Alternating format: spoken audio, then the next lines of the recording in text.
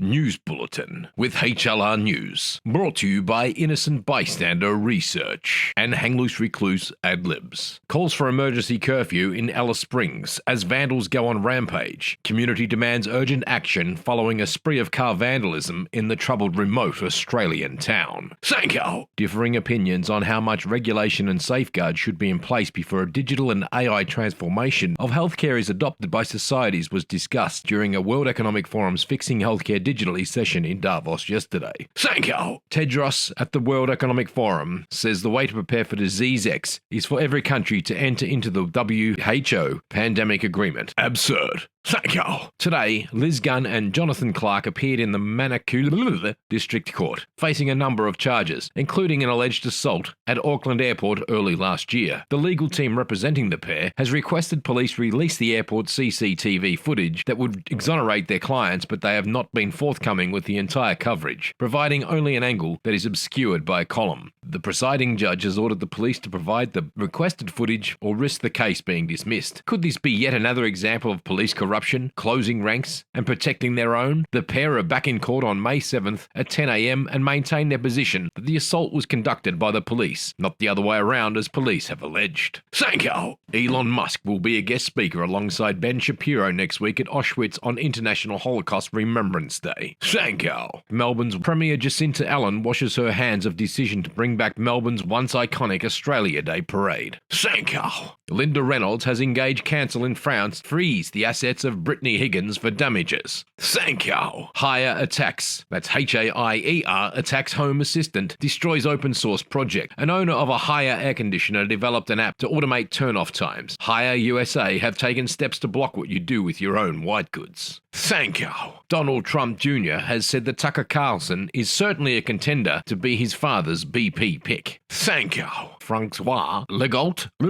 says Quebec is nearing breaking point over influx of refugees. Nearly 60,000 asylum seekers came to Quebec last year, said Premier Francois Legault, with more migrants seeking asylum last September than any month since at least 2017. The Premier told Prime Minister Justin Trudeau they cannot accommodate any more foreigners. Sanko! Tasmanian hemp business owners call on government to improve regulations. Hemp seed and hempcrete product.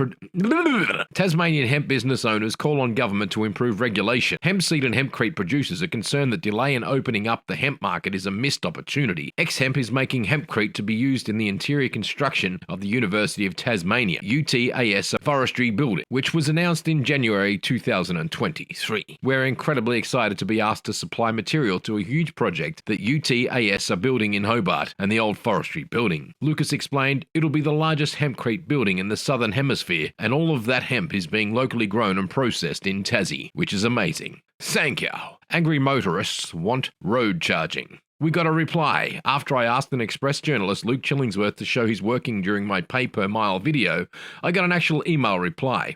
In this video, I go through the reply that I received. Looking at the data the original article was based on, and in true Jeff fashion, I tear it a new one. Jeff, that's something to do with a Jeff car reviews guy, isn't it? Not sure. So I was talking in the third person there. Thank you. Jeff has gone through the data provided involving a survey of about 3,000 motorists in 2020. The fully loaded survey during the pandemic and from 7 different sources has resulted in the ULEZ ultra-low emission zone electric buses and 15-minute city road cameras. In a consultation report in 2022, 4 target groups, allegedly amounting to 3,000 people across the UK, were given 60 questions. In 2020, the UK population was 67 million. The unknown survey that the outcome relies on is 0.0044% of the population. So the legislation has been passed based on 49% of the 3,000 people, or 1,470 people, which is 0.002% of drivers, which has led to 24/7 monitoring and tracking of drivers. In another report from Morris Car Company, it suggested that fuel cars were bearing the burden of electric cars that pay no road tax, but that report has been used to suggest a broad-based car tax, which was not the case at all. It also recommended full-time GPS tracking, which would have the conspiracy theorists winning again. Who suggested digital ID was the plan all along? Of course they did. Sanko! The survey asked if you were buying a used car, what fuel type would you choose? 9% said electric, 20% said diesel, 26% said hybrid, and 45% said petrol. The Jeff Buys Cars video breakdown with all the links to the groups and surveys is 21 minutes and highly recommended, in preparation for the concept coming to a town near you. Jeff Thompson also told the journalist to do better. Thank you. Yemen has responded in a big way to US military strikes, forcing India to rescue a US Navy crew in the Red Sea. Thank you. Empty USA Atlanta lot with no water line gets nearly $30,000 bill. Owner appeals and loses. Thank you. In a Russell Brand survey, Disease X is imminent. Who do you trust to lead the response? Klaus Schwab, World Economic Forum Chair, 2%. Albert Bourla, Pfizer CEO, 1%. Bill Gates Billionaire, 3%. Dr. John Campbell, Medical Professional, 94%. Whilst being a fully loaded survey, I applaud the result. Thank you. The Brumby Horse Action Group have discovered new potentially sinister twists and a lack of communication. It's in relation to the IP of the AI software to be used in the Kosciuszko National Park. That's all I can say at the present time about all the Brumbies running around the Kosciuszko National Park. And in German farmer news protests, the same as yesterday, the same as the day before, and the same as the week before that. German farmer protests, farmers block German cities with tractors. Meanwhile, Australian media along with media from the majority of other world mainstream media organisations are still failing to report on what is happening in Germany. Farmers block cities with their tractors in relation to the German government removing diesel and tractor purchase subsidies from farmers, while the mainstream media worldwide remains significantly silent on this important matter.